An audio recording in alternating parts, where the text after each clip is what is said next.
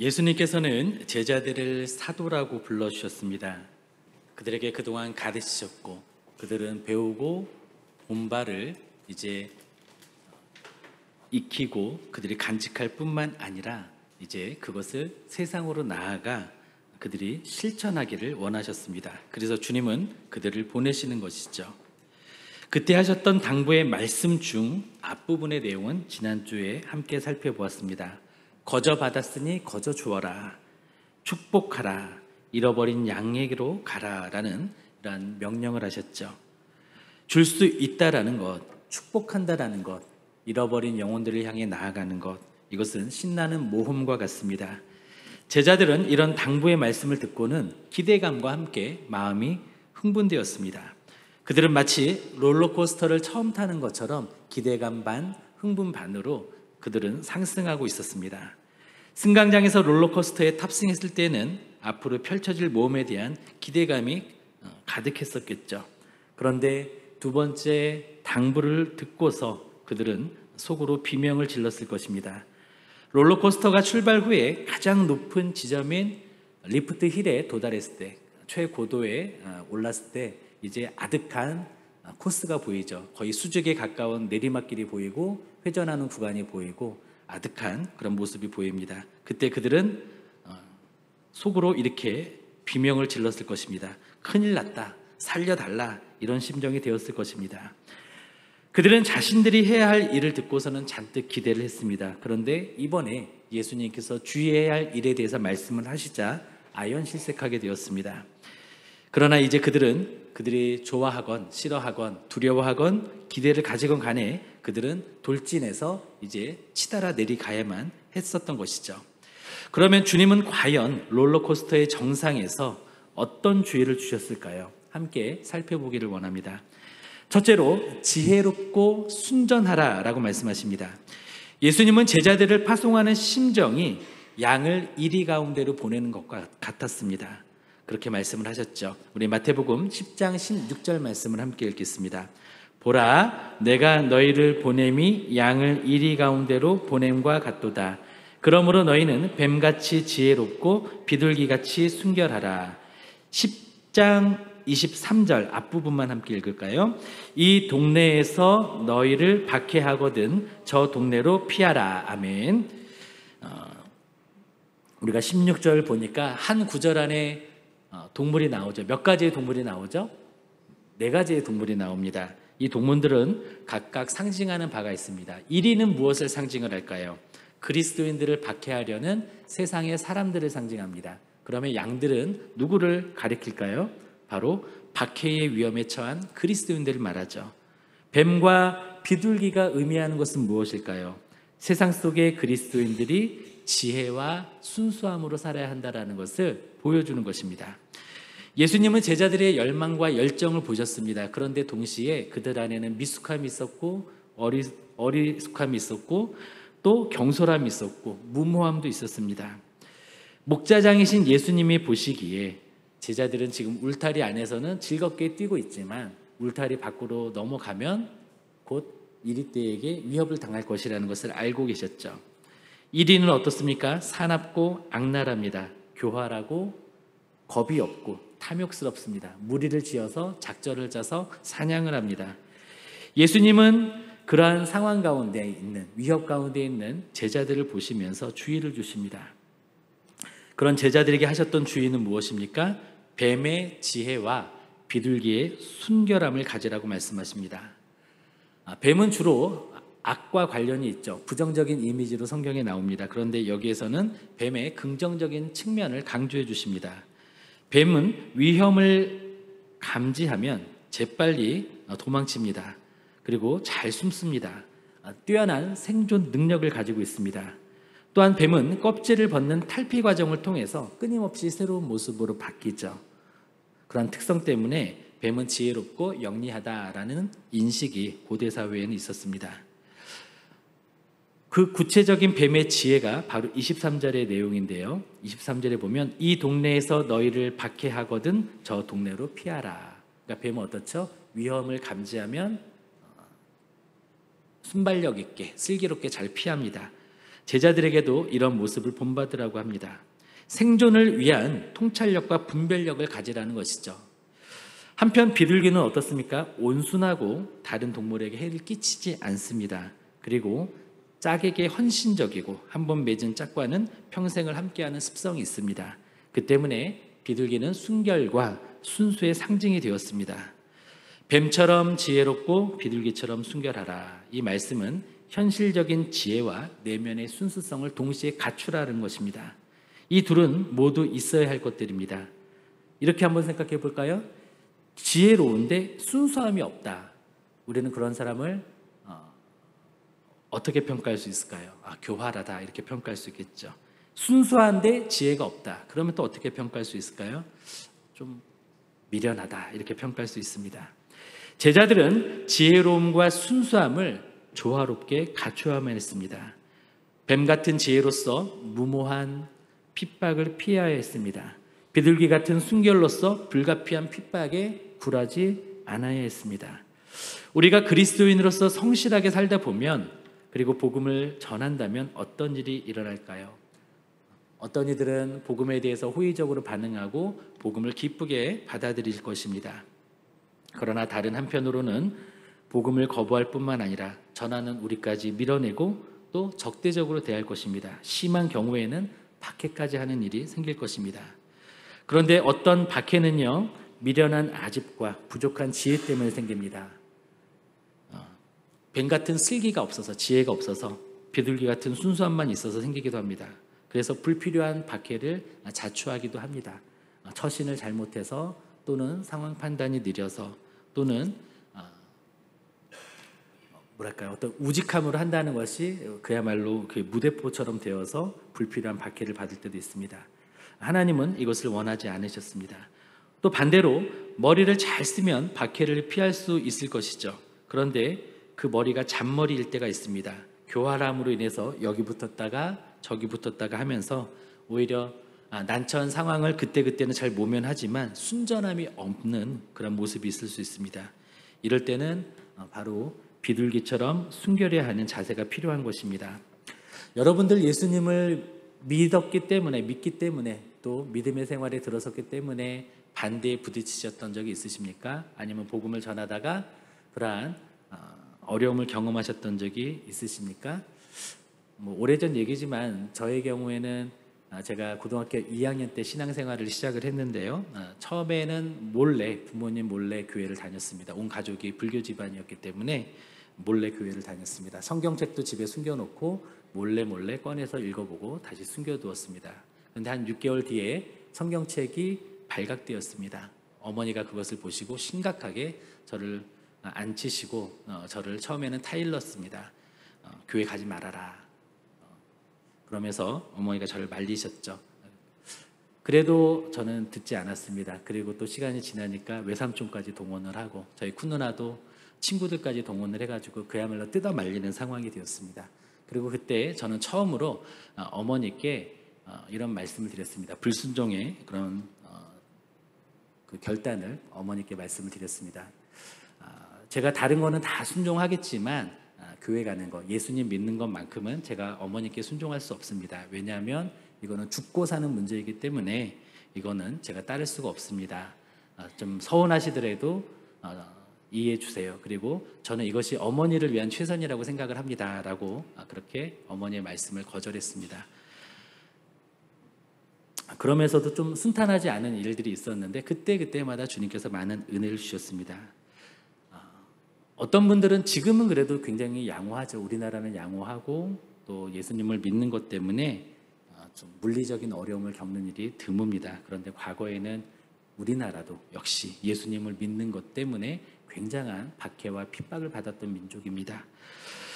우리는 어떻습니까? 뱀같이 지혜롭고 비둘기처럼 순결함을 지키고 예수님 앞에 나아가고 있는지, 그리고 세상 사람들에 대해서 그러한 태도를 견지하고 있는지 돌아보기를 원합니다. 두 번째로 말씀하십니다. 두려워하지 말라. 성경에서 가장 많이 나오는 명령은 무엇일까요? 바르게 행동하라, 지혜롭게 살라, 기도하라, 많이 나오는 명령입니다. 그런데 두려워하지 말라라는 명령도 성경에 가장 빈번하게 등장하는 명령이 가운데 하나가 됩니다. 오늘 본문에도 이것들을 강조합니다. 26절, 28절, 31절에서 4번이나 두려워하지 말라라고 말씀하십니다. 우리 26절을 함께 읽겠습니다. 그런즉 그들은 두려워하지 말라. 감추인 것이 드러나지 않을 것이 없고 숨은 것이 알려지지 않을 것이 없으니라. 28절입니다. 몸은 죽여도 영혼은 능히 죽이지 못하는 자들을 두려워하지 말고 오직 몸과 영혼을 능히 지옥에 멸하실 수 있는 이를 두려워하라. 31절입니다. 두려워하지 말라. 너희는 많은 참새보다 귀하니라. 여러분, 두려워하지 마시기 바랍니다. 하나님이 함께 하십니다. 하나님이 지켜주십니다. 주님이 제자들에게 이렇게 두려워하지 말라고 말씀하신 이유는 무엇일까요? 두려워할 만한 상황이 실제로 올 것이기 때문입니다. 오늘 본문은 그들이 전방위적으로 박해를 받을 것이라고 말씀을 하십니다. 어떤 박해가 있을까요? 정치적인 박해가 있을 것입니다. 그들은 장차 복음을 전하는 일 때문에 총독들과 임금들 앞에 끌려나갈 것입니다. 신약 성경에 보면 임금들이 나오죠. 아그리빠, 헤롯, 안디바 같은 사람들이 나옵니다. 또 총독들이 나오죠. 빌라도, 벨릭스, 베스도 같은 총독들이 나옵니다. 사도들은 또 그리스도인들은 예수님을 믿고 전하는 이 일 때문에 이들 앞에 서게 되었습니다. 또 사회적인 박해가 있을 것입니다. 그들은 복음 전파 때문에 모든 사람들에게 미움을 받을 것입니다. 또 종교적인 박해가 있을 것입니다. 그들은 사내들인 공회에 잡혀가서 채찍질을 당할 것입니다.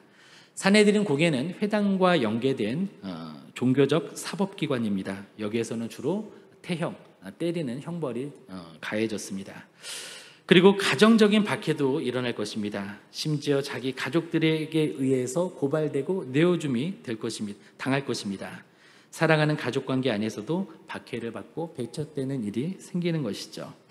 그러나 이 같은 박해들은 결국 복음이 증거되는 기회가 될 것이라고 주님은 말씀하십니다.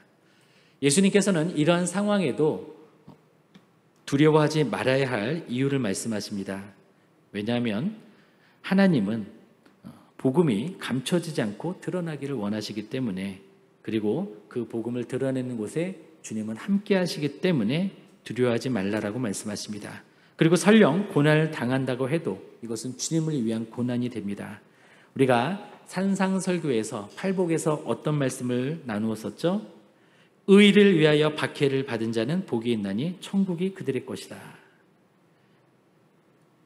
예수님으로 인해서 욕을 듣고 박해를 당하고 악담을 듣는 사람은 기뻐하고 즐거워해야 할 것입니다. 왜냐하면 천국에서 그 상이 클 것이기 때문입니다. 또한 박해자들의 능력은 제한되어 있습니다. 그들은 몸은 죽여도 영혼은 어찌할 수 없기 때문에 사람을 때리고 가두고 심지어는 상해 이상을 넘어서 사람을 살해한다 할지라도 그 생명을 앗아갈 수는 있지만 그 영혼은 앗아갈 수 없기 때문에, 그들의 한계가 있기 때문에 그들을 두려워할 필요가 없다라는 것입니다.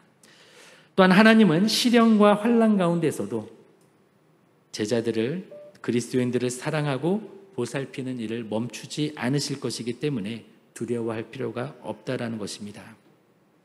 실제로 초대 교회의 이야기를 보면, 또 기독교의 역사를 보면 예수님께서 경고하신 일들이 그대로 이루어졌습니다. 제자들은 정말로 박해를 받았고 매를 맞았고 투옥당하였고 사형까지 당했습니다. 예수님의 말씀은 그야말로 초대 그리스도인들에게 가족과 가족이 나뉘게 하였습니다. 심지어 부모와 자식 사이, 형제와 형제 사이, 자매와 자매 사이가 갈라졌습니다. 그러나 그 어떤 것도 그들을 하나님의 사랑에서 끊을 수가 없었습니다. 그들은 그런 상황 속에서 더욱 담대해졌습니다. 몸은 죽여도 영혼은 어찌할 수 없는 사람들에게 그들은 끝까지 굴복하지 않았습니다. 그들의 믿음은 세상이 감당할 수 없는 믿음이 되었던 것이죠. 그렇게 그들은 그들의 눈물과 그들의 땀과 그들의 피로 하나님의 새 역사를 한 땀 한 땀 써나갔습니다. 우리도 그리스도 안에서 경건하게 살고자 한다면 초기 제자들이 받았던 것과 비슷한 대우를 받을 수 있습니다. 우리가 당하는 대우는 가족이나 친구들의 거부일 수 있습니다. 이웃과 동료들의 조롱이 될 수 있습니다.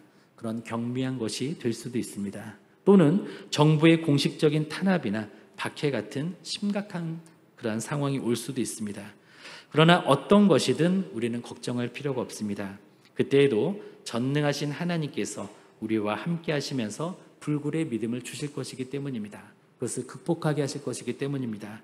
그리고 우리가 감당할 수 없는 시련이거든 주님께서는 그것을 피하게 해주실 것이기 때문에 우리는 두려움 없이 담대하게 믿음으로 나아갈 수 있는 것입니다. 세 번째로, 사소한 것도 중요한 것도 기도로 아뢰야 합니다. 예수님은 제자들이 왜 박해를 받을 것이라고 말씀하셨을까요? 18절에 보니까 너희가 나로 말미암아 총독들과 임금들 앞에 끌려가리니 라고 말씀하셨습니다. 자신이 잘못해서가 아니라, 자신이 부족해서가 아니라 예수님을 믿는 믿음 때문에 박해를 받게 될 것이다 라고 말씀하십니다. 예수님은 예수님을 믿는다라는 이유 때문에 박해를 받는 제자들을 그냥 보내지 않으실 것입니다. 바로 자신의 권세를 주시겠다고 약속을 하셨습니다. 그들이 심지어 정치 권력 앞으로 끌려갈 때에도 걱정하지 말라고 하십니다. 적절한 말을 그들에게 알려주실 것이라고 확신시켜 주십니다. 그리고 예수님께서는 그뿐만 아니라 중요한 문제, 심각한 문제뿐만 아니라 사소한 문제들까지 세심하게 돌보실 것이라고 말씀하십니다. 우리 29절 30절 말씀을 함께 읽겠습니다. 참새 2마리가 한 아사리온에 팔리지 않느냐? 그러나 너희 아버지께서 허락하지 아니하시면 그 하나도 땅에 떨어지지 아니하리라. 너희에게는 머리털까지 다 세신 바 되었나니. 아멘. 참새 2마리의 값은 푼돈에 불과합니다. 푼돈에 지나지 않습니다. 그러나 하나님은 그것 하나의 생명도 관리하신다고 말씀하십니다. 그리고 하나님의 자녀에 대해서는 어떨까요? 바로 머리털 하나까지 셀 정도로 세심하게 자녀들을 살피시고 돌보신다라고 말씀하십니다. 하나님께서는 그처럼 지극히 정성을 다해 자녀들을 사랑해 주십니다. 그 하나님은 어떠한 상대보다도 강한 분이시고 어떤 환경보다도 크신 분이십니다. 그 하나님을 우리는 신뢰해야 합니다. 그러면 우리는 언제 하나님의 돌보심을 구해야 할까요? 물론 중요한 일, 위중한 때에 하나님의 돌보심을 구해야 합니다. 우리가 믿음으로 살다가 어려움을 당할 때 우리는 주님의 도우심을 구해야 합니다. 주님은 광야의 길을 만드시는 분이시죠. 사막에 강을 내시는 하나님이십니다. 그리고 그 강가에 꽃을 피우시는 분이십니다. 보이지 않아도 우리를 위해 일하시는 전능하신 하나님이십니다. 우리는 그 주님을 의지하고 믿고 그 앞으로 나아가야 합니다. 우리가 사방으로 우겨쌈을 당했을지라도 우리에게는 희망이 있죠. 왜냐하면 사방은 막혀도 하늘은 열려있기 때문입니다. 우리는 가망이 없어 보이는 그때에도 하늘에 계신 우리 아버지께 기도해야 합니다. 선교를 하다가 생명의 위협을 당할 때 기도해야 합니다. 또 재정적인 어려움으로 생존의 위기가 닥쳐올 때도 기도해야 합니다. 전도를 하다가 박해를 당할 때에도 기도를 해야 합니다. 믿음 때문에 직장에서 불이익을 당할 때, 또 믿음 때문에 가까운 사람들로부터 극심한 반대를 받을 때에 우리는 기도해야 합니다. 뿐만 아니라 해고의 위기 속에서, 또 파산을 앞두고 이혼의 위기 앞에서, 중병에 걸려 고통스러운 상황에도 이와 같은 위중한 순간에 우리는 기도해야 합니다. 그러는 한편 우리는 사소한 것까지도 기도할 수 있어야 합니다. 주님께서 뭐라고 말씀하셨죠? 공중에 나는 참새 1마리까지 신경 쓰신다. 그 생명을 주관하신다. 그리고 그러한 참새 몇 마리까지도 그렇게 소중하게 신경 쓰신다면 하물며 하나님의 형상을 가진 우리들은, 하나님의 자녀인 우리들을 얼마나 더 배려하시고 신경 쓰시겠느냐라고 말씀하십니다.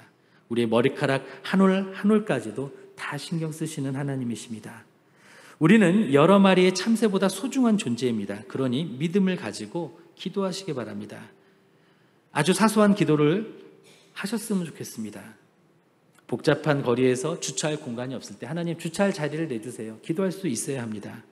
우리가 야외에서 행사를 해야 되는데 비가 올 것 같아요. 그러면 기도해야 합니다. 하나님 이날 좋은 날씨 주시고 비가 안 내리게 해주세요. 아니면 적절한 강수량을 허락해 주세요. 아니면 무지개를 보여주세요. 기도해야 합니다. 잃어버린 물건이 있습니다. 그러면 그 물건을 찾게 해달라고 기도하시기를 바랍니다. 이사할 때 중도금까지 치렀지만 잔금이 부족한 상황이 되었습니다. 기도하십시오. 하나님, 이 이사를 순적하게 잘할 수 있도록 모든 필요를 채워주십시오. 기도하시기 바랍니다. 자녀의 등록금 마련이 어렵습니다. 기도하시기 바랍니다. 이런 것들이 이기적이고 세속적으로 보이십니까? 그렇지 않습니다. 우리는 하나님의 영광을 위해서 사는 사람들이지만 아버지 하나님께서는 그 영광을 우리들의 삶에 비춰주시기를 원하시고 은혜를 베푸시기 원하신다라는 것, 우리는 그것을 기억해야 합니다.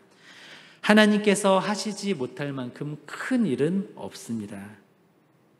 마찬가지로 하나님이 신경 쓰지 않을 만큼 하찮은 일도 없다라는 것을 기억하시기를 바랍니다. 하나님은 어떤 일도 행하실 수 있으시고 아주 사소한 일에도 관심을 갖고 계십니다. 말씀을 맺겠습니다. 박쥐는 어떤 동물이죠? 포유동물입니다. 그런데 포유동물 중에서는 유일하게 새처럼 날아다닐 수 있는 특징을 가지고 있습니다. 그런데 박쥐는 동굴에서 살죠. 어둠 속에서 살죠. 이솝 우화에서는 이것을 재미있는 이야기로 풀어갔습니다. 동물나라에서 땅에 사는 동물과 새들이 편을 갈라서 싸우고 있었습니다. 땅에 사는 동물들이 유리해지자 박쥐는 이렇게 말합니다. 나는 쥐처럼 생기고 새끼도 낳는 땅에 사는 동물이야 라고 하면서 땅에 사는 동물의 편을 들었습니다. 그런데 다음 싸움에서 새들이 우세해지니까 이번에는 새 편으로 듭니다. 그러면서 나에게는 날개가 달렸지, 나는 새야 라고 이야기를 합니다. 그 후에 동물나라의 평화가 찾아왔습니다. 그런데 박쥐의 정체가 드러났죠. 간사한 박쥐는 땅에 사는 동물들한테도 새들한테도 인정받지 못하고 쫓겨나게 됩니다. 그래서 어두컴컴한 동굴 속에서 외롭게 살게 되었다라고 이솝 우화에서는 이야기로 풀어갑니다. 선과 악의 대립에서 하나님과 사탄의 사이에서 중립이 있을 수 있을까요? 없죠. 우리가 그 사이에서 하나님의 편에 서지 않는다면 우리는 사탄의 편에 선 것과 다름이 없습니다. 영적인 세계에는요, 회색지대가 없습니다. 회색은 절충이 아니라 오염입니다. 회색은 검은색의 오염이고 검은 편에 속하게 되는 것입니다. 우리는 회색을 포함하여 넓은 스펙트럼을 가진 검고 어두운 세상에서 선명한 백색의 삶을 살아야 하는 사람들입니다. 그러면 세상은 우리를 부정할 것입니다. 그래도 우리가 선명하면 우리를 무시하려 할 것입니다. 그래도 우리가 당당하면 우리를 박해하려 할 것입니다. 그래도 굽히지 않으면 죽일 듯이 덤빌 것입니다. 우리는 이러한 세상에서 어떻게 살아야 할까요? 뱀처럼 지혜롭고 비둘기처럼 순결해야 합니다. 그리고 담대해야 합니다. 두려움을 이기고 담대히 맞서야 합니다. 또한 사소한 것도 주님께 의탁할 수 있어야 합니다. 그리고 중요한 것은 당연히 또 기도로 주님께 아뢰며 도우심을 구할 수 있어야 합니다. 바라게 우리는 호기심으로 예수님을 관찰하는 사람이나 팬심으로 주님을 추종하는 사람이 아니기를 바랍니다. 예수님께 순종하고 말씀대로 행동하는 제자들이 되기를 원합니다. 세상이 우리를 미워하고 밀어낸다고 해도 그리스도의 참 제자로서 우리는 살아가기를 원합니다. 그 이름을 위하여, 예수 그리스도의 이름을 위하여 살아가다가 시련과 박해를 받아도 하늘의 상급을 바라며 기뻐할 수 있는 우리 모두가 되시기를 예수님의 이름으로 축원드립니다. 기도하시겠습니다.